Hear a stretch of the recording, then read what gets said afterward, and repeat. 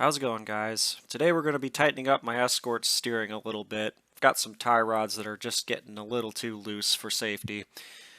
I've noticed the road conditions are getting pretty bad. It seems like people are just driving like crap lately.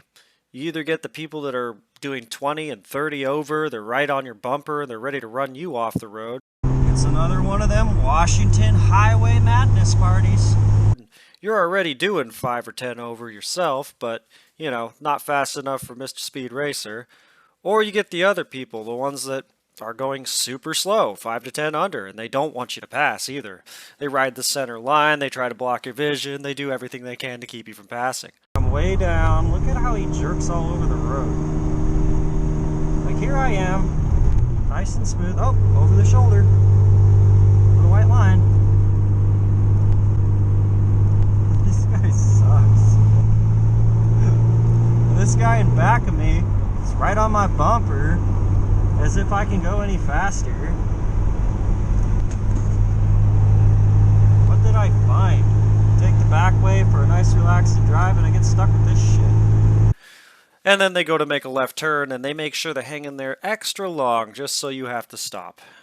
I've met both ends of the spectrum, seen all kinds of crazy stuff, but this year especially it's been on the rise.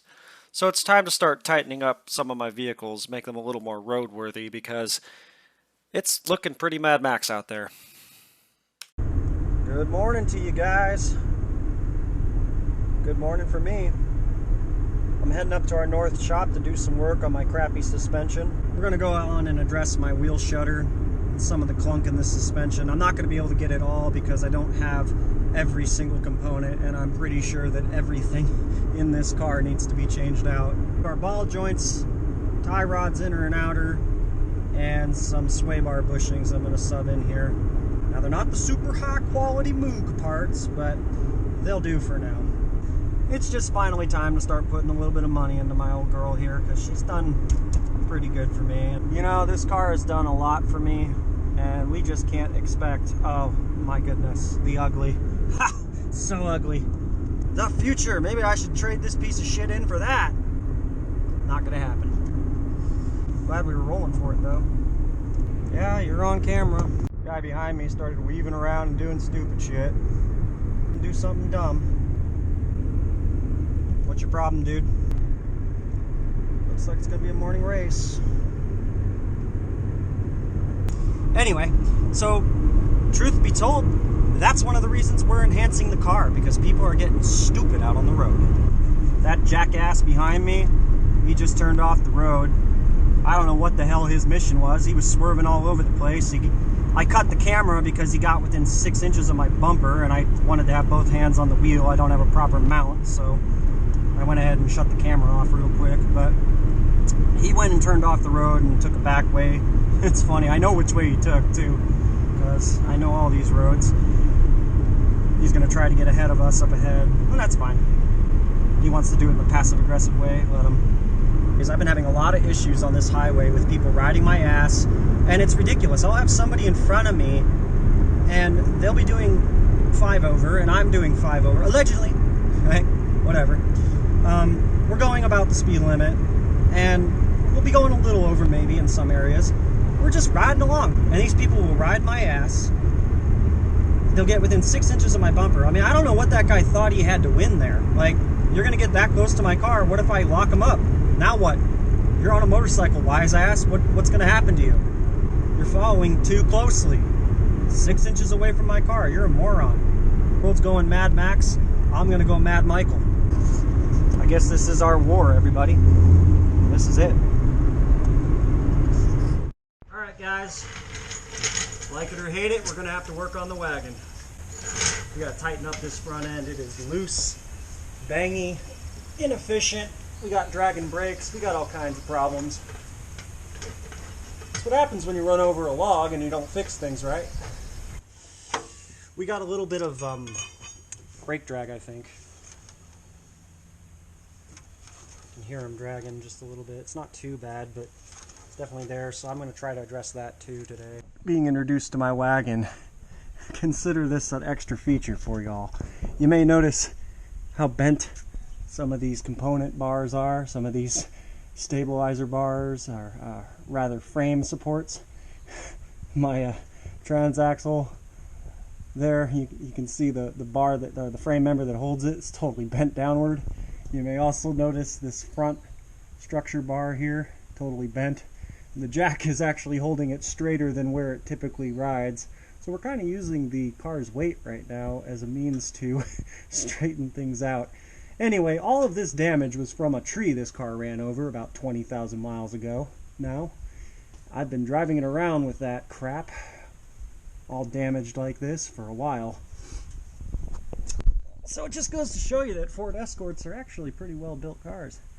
Even though they're unibody at 90s cheapness, they're still pretty tough little cockroaches. But yeah, you can kind of see how bad that is. I'm okay with that though. We're going to straighten that out with the car's weight. Oh my god. Working on this guy. Honestly, my inner doesn't feel too bad, but we'll probably change it anyway. And I also have some of those. As you can see, those are worn out. Unfortunately, I don't have the components for this guy yet. So we'll be riding with that crap still. As well as the bushings here. I'm going to have to let those wait for a while, but if we don't get this done, we're going to lose the shop. No. Hey, it could be worse. We could be rebuilding the engine. Because, you know, we haven't done that before. Twice. At least I got new brake lines. That's nice. I was smart enough to change those out the first time I rebuilt this car. I'd say we were dragging just a little, for sure. Probably going to need some shoes. Slipping my boot off here. Those are pretty loose, so. Yep. Definitely needs some updating here.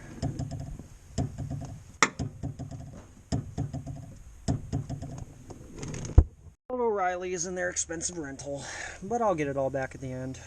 I went ahead and bought some new calipers too. Go right claw, slip it into the tool. Half-inch drive tool. Half-inch driver, slip it on in, and it's as simple as that. Keep waiting for that. Line her up. Get it in. Went past. There we go. Should just.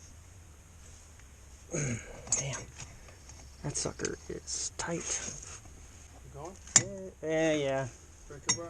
Yeah, I'd go with the breaker bar. Here. Okay, so we're gonna go ahead. This is our old setup. Gone ahead and turned this 22 times back in because that's how many it took to take it off. And we're just gonna make these about the same exact length because obviously they are not the same exact size.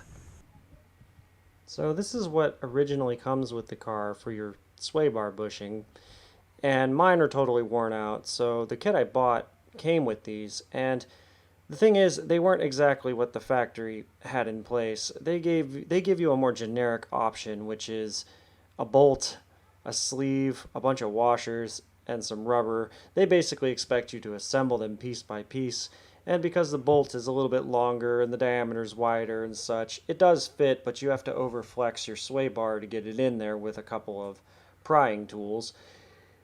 It isn't exactly what belongs here, so because of that, I decided to take my factory parts and just throw them in a box for now, because honestly, I probably could just replace the rubber and they'd work just fine. For now, these will work though. One. We couldn't make it work with this setup, but I'm going to hang on to this because there's nothing wrong with this specific piece. One really stupid thing about this that the factory did well and that this replacement is obviously half-ass. I have this turned about where it needs to be, but this is just a regular nut. This is a stover nut. Those are designed not to, you know, not to just come unturned. That's why they're such a pain to take off. This could just wander over time from vibration. This could easily just vibrate its way off eventually. So we're going to go ahead and get another nut on there. They should have, you know, just given you a stover nut, but of course they didn't. Alright. Just a zerk and we're ready on this side. Looks like we did this all in the right order because the sun is, well, it's eating up that side shade and the shade is growing on this side, so hey, clever planning, right? So I was able to save these disposable, you're supposed to get new ones of those crimp clips, but in both cases I was able to just barely bend it enough to slip by, and then you can kind of bend it back in place and fish it over the lip on the rack and pinion. Okay, a little bit of rinse and repeat. I guess we can't blame China for the genericness. Alright guys, that's about going to wrap it up for this project. Car still has a little bit of a shake down the road, so I know that my tires are probably due for a change. They aren't holding air so well these days either, so there is that. But it's nice having new calipers up front. Yeah, she was definitely dragging pad. And new tie rods inner and outer. Didn't get to the ball joints, but mine were feeling fairly solid, and I'm pretty confident that I can still do that change myself. Not too worried about that, so all that's left to really do is lower the car and head on home. Let's rock. Alright everybody. She's tracking pretty good. Not bad for a ballpark. Stopping good too. Looks like we're back in business. Heading south. And despite catching a train on the way back, I did not find any more jackasses. So it was a nice evening. Take care out there, guys, and stay safe. Thanks for watching.